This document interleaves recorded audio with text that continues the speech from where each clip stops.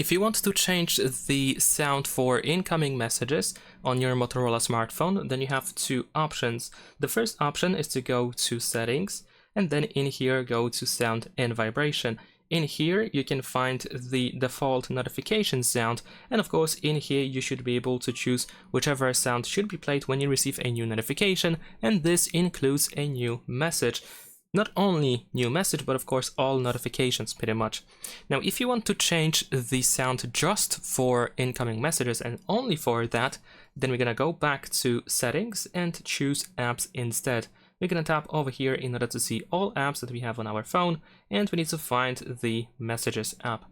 Next, we're gonna go to Notifications, and then over here search for incoming messages. You might need to tap on Show Unused Categories in case it is not visible. So tap on incoming messages, then over here tap on sound, and then you can choose a specific individual sound that is going to be played only when you receive an incoming new message.